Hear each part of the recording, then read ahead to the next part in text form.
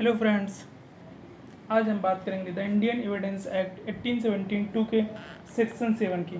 Section 7 facts which are the occasion cause और effect of facts in issue, वे तथ्य जो विवादक तथ्यों के प्रसंग, हेतु या परिणाम हैं।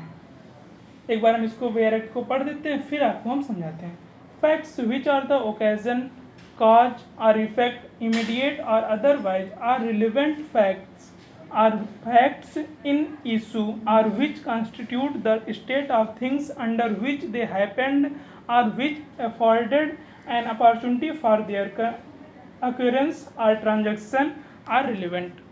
फ्रेंड्स, इजी लैंग्वेज में बोले तो इजी लैंग्वेज में इसको हम समझाते हैं आप लोगों को। तो ऐसा फैक्ट जो फैक्ट एंड इशू या रिलेवेंट फैक्ट के काज को, ओकेजन को, इफेक्ट को बताए या फिर किसी अपॉर्चुनिटी में, किस अपॉर्चुनिटी में हुआ इसको बताए, या फिर स्टेट ऑफ थिंग्स को बताए जो रिलेवेंट हो, वो सेक्शन 7 के अंतर्गत आता है।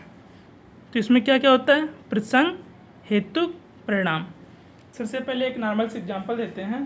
कुछ फ्रेंड्स होते हैं, एक फ्रेंड दूसरे फ्रेंड से पैसे उधार लिए होते हैं। तो उसका वो फ्रेंड जो पैसा उधार लिया होता है, एक चाय की दुकान पर जाता है, चाय पी रहा होता है। तो हाँ, उसको कुछ फ्रेंड्स देख लेते हैं कि ये इसके पास आज पैसे हैं, तो उस फ्रेंड से फ़ोन कर देता है जिसके वो पैसे उधार लिया होता है। क्योंकि वो क्या करता है, जब से पैसे उधार लिया है उससे वो मिलता नहीं, ना ही उसको पैसे दे रहा है। तो उसको फ़ोन कर देता है और ये आते हैं और उससे पैसा छीन लेते हैं।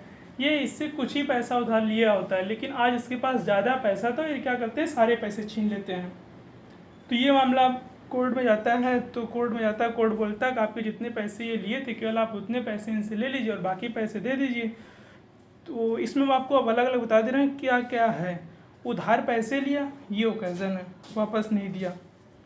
लेकिन पैसे वो छीन लिए, ये हो गया आपका प्रसंग। और जब कोर्ट ने कहा कि आपका जो जितना ये पैसा लिए थे केवल आप उतना ले लीजिए और दे दीजिए, तो ये हो गया हेतु या परिणाम। अब आपका एक केस के माध्यम से हम अलग अलग वर्ड्स को डिफाइन कर दे रहे हैं, या टर्म्स को हम डिफाइन कर दे रहे हैं। आर वर्सेस रिचर्डसन का एक केस है। इसमें क्या होता है, एक लड़का एक लड़की को घर में अकेले पाके उसकी हत्या कर देता है, और वो उसी लड़की की हत्या करता है जिससे वो लड़की प्रेग्नेंट हुई होती है। ठीक है। तो सबसे पहले हमने आपसे कहा था ओकेजन, बात करेंगे ओकेजन की। ओकेजन क्या था? ओकेजन ये था कि लड़का लड़की को घर में अकेले पाता है और उसकी हत्या कर देता है। क्यों करता है?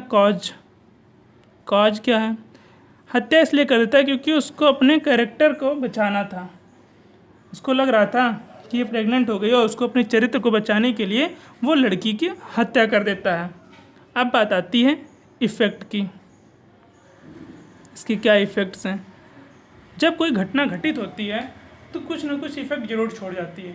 ये जब उसके गला रेत का हत्या करके भाग रहे होते हैं तो इनके जूते का निशान वहाँ छूट जाता है, ये हो जाएगा इफ़ेक्ट में। अब आता है अपॉर्चुनिटी।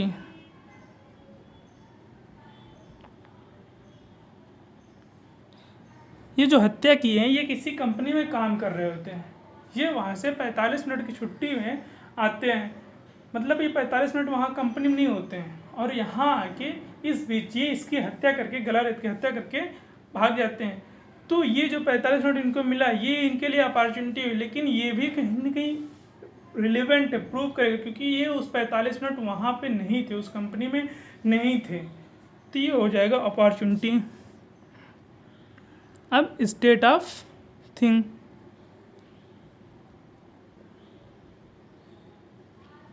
कल भी बताए थे, जब कोई घटना घटती है तो उसके आसपास के सराउंडिंग जो होती हैं वो सब भी बताती हैं, घटना क्या होती है वो भी रिलेवेंट होती हैं।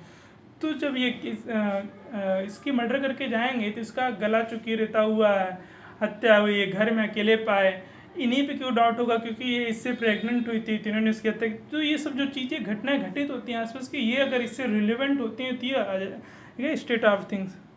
तो सेक्शन 7 बात करता है ओकेजन, कॉज, इफेक्ट और अपॉर्चुनिटी और स्टेट ऑफ थिंग्स जो इससे रिलेवेंट होती हैं। ठीक है, उम्मीद करते हैं आपको ये सेक्शन 7 समझ में आया होगा। हमने कोशिश की आर वर्सेस रिचर्डसन के माध्यम से एक एक टर्म्स को डिफ़ाइन किया। फिर भी अगर आपको कोई डाउट होता है तो आप कमेंट्स बॉक्स में अपने डाउट्स ज़रूर पूछिएगा, उसको पूरी तरह से क्लियर करने की कोशिश करेंगे। और दोस्तों, अगर आपको लेक्चर मेरा पसंद आए तो आप इसको सब्सक्राइब कीजिए, अपने दोस्तों के साथ शेयर कीजिए और लाइक ज़रूर कर दीजिएगा। धन्यवाद दोस्तों।